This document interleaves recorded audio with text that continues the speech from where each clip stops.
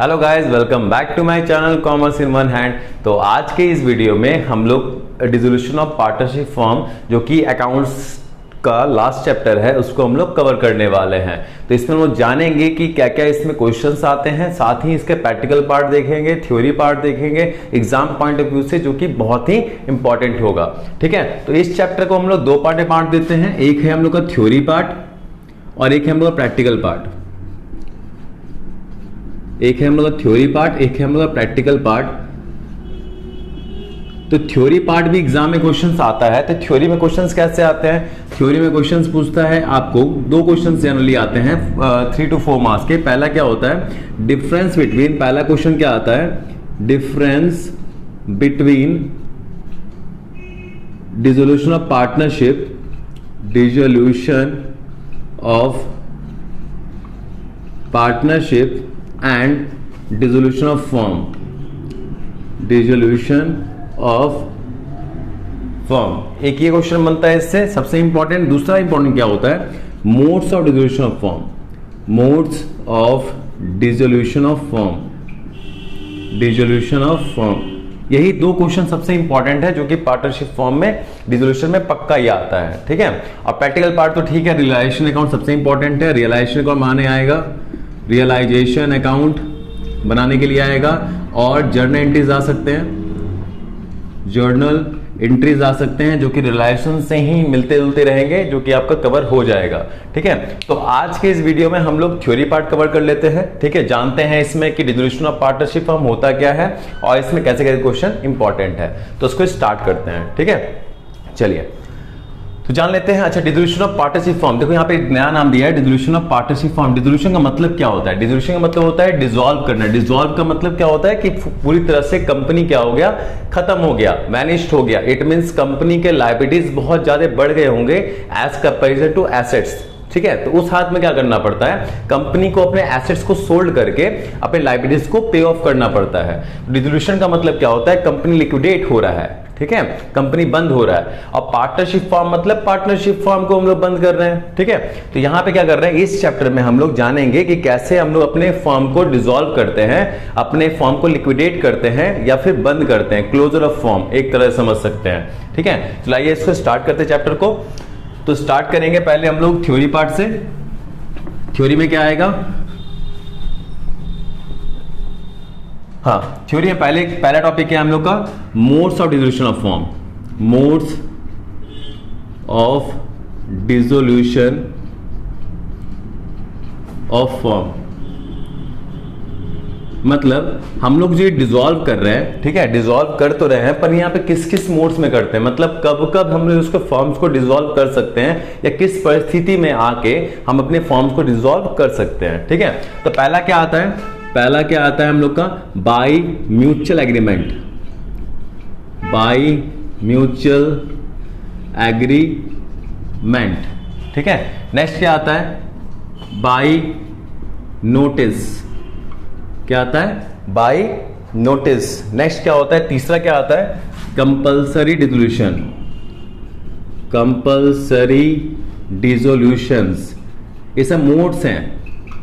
Next क्या है आपका? चौथा है आपका dissolution by court, dissolution by court. और एक क्या बन रहा है? और हैपनिंग ऑफ इवेंट। लास्ट है क्या आपका? By happening of any event. वो इवेंट बताऊं क्या क्या इवेंट है जिसकी वजह से ये क्लोजर हो सकता है, फॉर्म को क्लोज करना पड़ सकता है। ठीक है, तो आइए एक एक करके डिस्कस करते हैं इसको। तो मोड्स का मतलब हो गया किस किस परिस्थिति में या फिर किस किस मोड्स में हम लोग अपने फॉर्म क्लोज कर सकते हैं। पहला क्या होता है? Bye mutual agreement. Mutual means what? Mutual का मतलब होता है जब पार्टनर, जितने पार्टनरशिप में जितने पार्टनर्स होंगे, अगर सब मिलके चाह रहे हैं कि हम लोग फॉर्म को क्लोज करना चाहिए, तो उस केस में हम लोग अपने फॉर्म को क्लोज कर सकते हैं। तो उसको बोला गया है बाय म्यूचुअल एग्रीमेंट। ठीक है, बाय नोटिस क्या होता है? नोटिस मतलब जब कोई पार्टनर, जैसे 3 पार्टनर्स हैं, ए, बी और सी, ठीक है। तो यहां पे क्या हुआ, बी और सी ने मिलकर नोटिस दिया, मतलब 16 दिन या 18 दिन पहले नोटिस देना पड़ता है फर्म को कि मैं इस पार्टनरशिप को छोड़ने वाला है और कैरी नहीं करना चाहता मैं, ठीक है। तो बी और सी मिलकर अगर नोटिस पहले ही प्रोवाइड कर चुके हैं फर्म को, तो उस परिस्थिति में क्या होगा, पार्टनरशिप अपने आप डिसॉल्व हो जाएगा, जो फर्म है वो डिसॉल्व हो जाएगा, क्योंकि एक अकेला पार्टनर क्या होगा, पार्टनरशिप नहीं कर सकता ना, तो पार्टनरशिप फॉर्म होगा ही नहीं। तो यहां पे इस केस में भी क्या होगा, पार्टनरशिप डिसॉल्व हो जाएगा। नेक्स्ट क्या है आपका, कंपल्सरी डिसोल्यूशन। कंपल्सरी मतलब इस केस में आपको डिसॉल्व करना ही पड़ेगा। जैसे क्या बोला है, अगर आपको बोला गया है कि यहां पे ऑल पार्टनर्स, मतलब all partner except one partner is insolvent. क्या समझे इससे, इसका मतलब क्या होता है कि मतलब अगर 3 पार्टनर्स हैं ए बी और सी, ठीक है, तो ए को छोड़ के बी और सी दोनों इंसॉल्वेंट हो गए, कंगाल हो गए। इंसॉल्वेंट मतलब क्या होता है, दिवालिया निकल जाना या कंगाल हो जाना, कि जब किसी व्यक्ति का लायबिलिटीज बहुत बढ़ जाता है, एसेट्स बहुत ही कम रहता है उसके मुकाबले, तो क्या हो जाता है, उस केस में वो इंसॉल्वेंट कहलाता है, ठीक है। तो यहां पे क्या हुआ, बी और सी क्या हो गए, इंसॉल्वेंट हो गए, बस ए बचा है सॉल्वेंट, ठीक है। तो वो अकेले तो बिजनेस करेगा नहीं, तो उस केस में भी पार्टनरशिप को डिसॉल्व करना ही पड़ेगा, ठीक है। और नेक्स्ट केस क्या है आपका, when business is unlawful, when business is unlawful, भाई तब भी करना पड़ेगा। अगर आप लॉ के खिलाफ चल रहे हो ना, बिजनेस अगर लॉ के खिलाफ चला रहे हो आप, तो उस केस में भी आपको फर्म को बंद करना पड़ेगा, कि जो चीज इलीगल है, इलीगल बिजनेस कर रहे हो, ठीक है, तो उस केस में भी आपको कंपल्सरी डिसोल्यूशन करना पड़ेगा। तो एग्जाम में पूछता है आप लोग से क्वेश्चन 2 मार्क्स का या 3 मार्क्स का, कि कंपल्सरी डिसोल्यूशन होता क्या है, ठीक है। तो आपको ये समझाना पड़ेगा इस पॉइंट को, ओनली पूरा मत लिखोगे आप, बस ओनली कंपल्सरी डिसोल्यूशन को समझाओगे, इस 2 पॉइंट को समझाओगे बस में, ठीक है। चलिए नेक्स्ट क्या बोला गया, डिसोल्यूशन बाय कोर्ट, ठीक है। कोर्ट कब कब डिसॉल्व कर सकता है आपके बिजनेस को।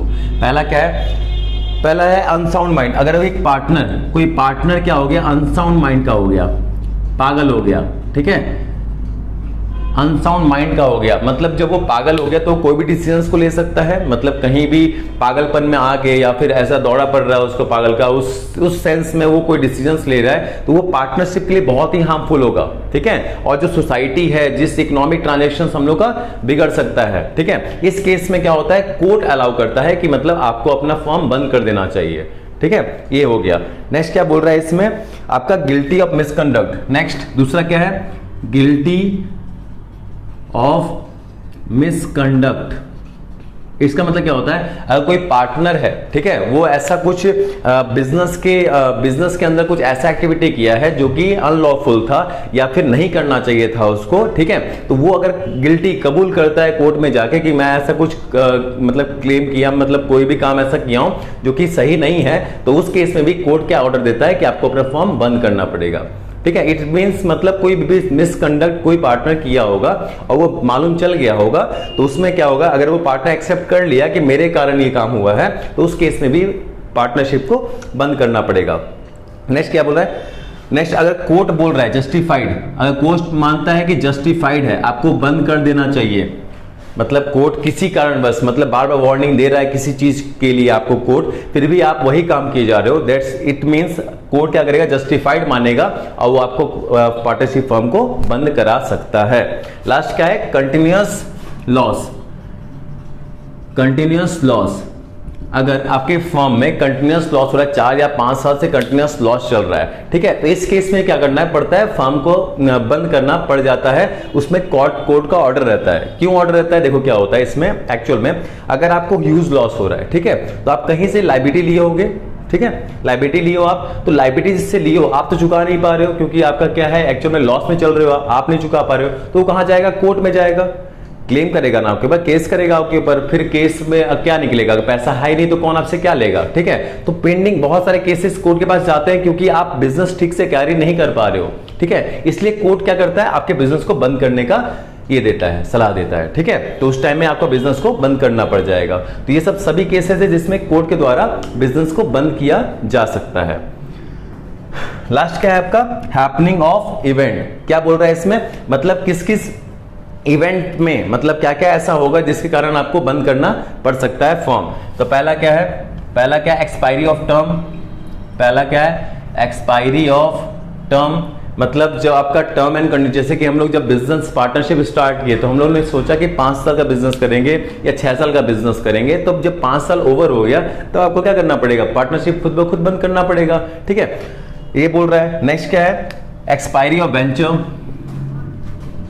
एक्सपायरी ऑफ वेंचर, वेंचर क्या होता है, वेंचर मतलब कोई बिजनेस, ठीक है, एडवेंचर से बना वेंचर। इट मींस क्या होता है कि कोई वेंचर मतलब कोई काम आप साथ में स्टार्ट किए हो, ठीक है, मतलब कोई कंस्ट्रक्शन का काम है या कोई पार्टनरशिप में मतलब आप जुड़े हो ताकि वो काम को कंप्लीट कर दें हम लोग। ठीक है, तो इसमें क्या होता है, वो जब काम कंप्लीट हो गया, वो वेंचर आपका कंप्लीट हो गया तो पार्टनरशिप आपका हट जाता है अपने आप खुद ब खुद। ठीक है, तो ये बोला है कंप्लीशन ऑफ वेंचर। नेक्स्ट क्या बोला है, आपका डेथ ऑफ पार्टनर। हाँ, अगर किसी पार्टनर का डेथ हो गया, डेथ ऑफ पार्टनर मतलब जो पार्टनरशिप में मेन फाइनेंसर था, समझ लो ए बी और सी 3 पार्टनर्स हैं, उसमें मेन फाइनेंसर था ए।